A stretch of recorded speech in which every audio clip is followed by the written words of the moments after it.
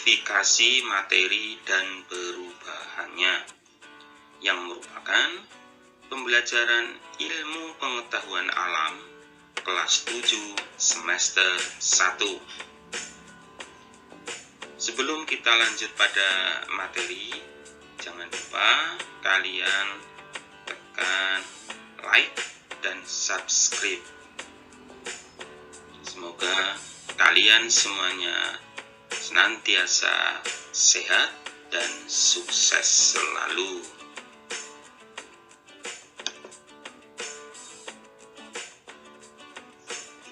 Materi adalah sesuatu yang mempunyai massa dan dapat menempati sebuah ruang. Berdasarkan wujudnya, materi dibagi menjadi 3, yaitu zat padat, zat cair, dan zat gas. Perbedaan zat padat, cair, dan gas disajikan pada tabel berikut ini, di mana zat padat mempunyai ciri bentuk dan volume tertentu. Jarak antar partikel zat padat sangat rapat, serta partikel zat padat tidak dapat bergerak bebas. Zat cair mempunyai ciri volume tertentu, tetapi tidak mempunyai bentuk yang tetap, bergantung pada media yang digunakan. Jarak antar partikel zat cair lebih renggang,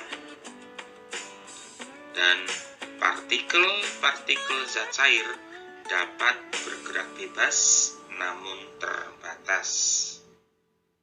Adapun ciri gas yaitu mempunyai volume dan bentuk yang tertentu.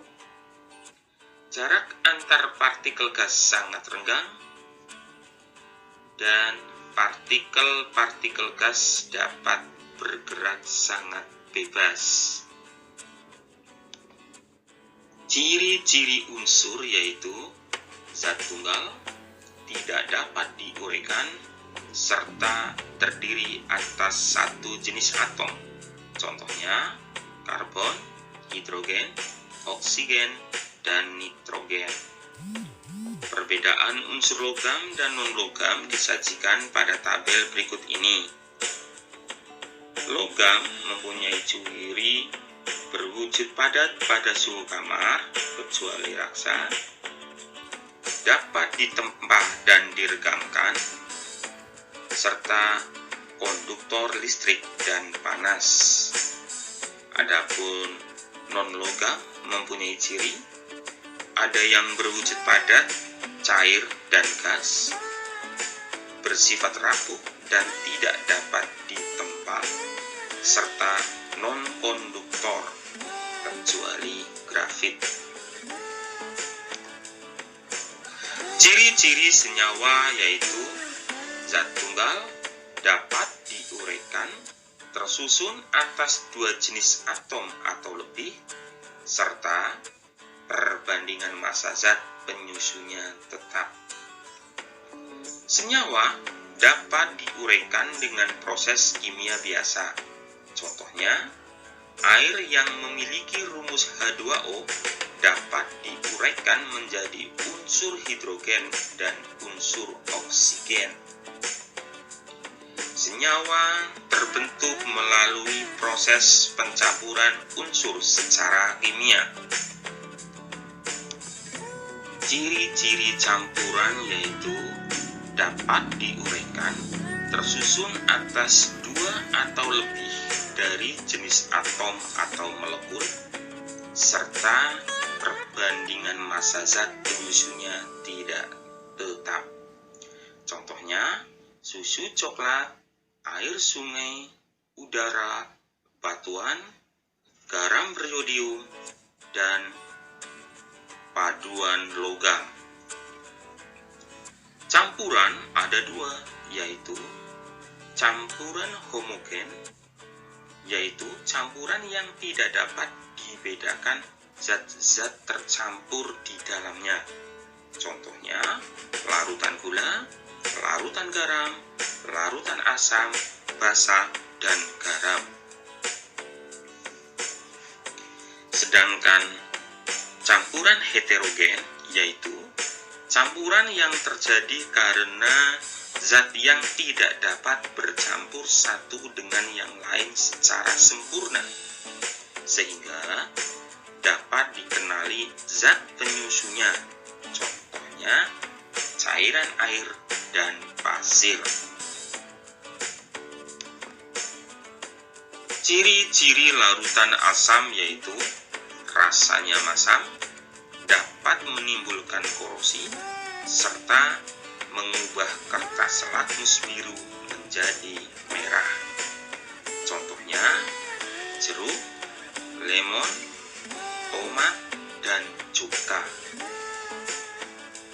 Proses terjadinya hujan asam yaitu bila terdapat kadar gas belerang dioksida dan nitrogen oksida di atmosfer yang sangat tinggi, maka gas ini akan bereaksi dengan air di atmosfer membentuk asam sulfat, asam nitrat, dan asam lainnya. Ketika terjadi hujan, maka air yang dihasilkannya menjadi lebih asam dari keadaan normal. Hal inilah yang disebut dengan hujan asam. Ciri-ciri larutan basa yaitu rasanya pahit, terasa licin di kulit, serta mengubah kertas lakmus merah menjadi biru. Contohnya, sabun, pasta gigi, obat mah, dan pupuk. Indikator asam basa ada dua, yaitu yang pertama indikator buatan, yaitu kertas lakmus. Kertas lakmus biru akan berubah menjadi merah pada larutan asam. Sebaliknya, kertas lakmus merah akan berubah menjadi biru pada larutan basa. Sedangkan yang kedua yaitu indikator alami. Contohnya, ekstrak kunyit. Jika dalam larutan asam berwarna kuning cerah, sedangkan dalam larutan basa akan berwarna jingga. Kobis atau kol merah. Jika dalam larutan asam berwarna merah, dalam larutan basa lemah akan berwarna hijau, sedangkan dalam larutan basa kuat akan berwarna kuning. Serta ekstrak kembang sepatu. Jika dalam larutan asam berwarna merah cerah, sedangkan dalam larutan basa akan berwarna hijau.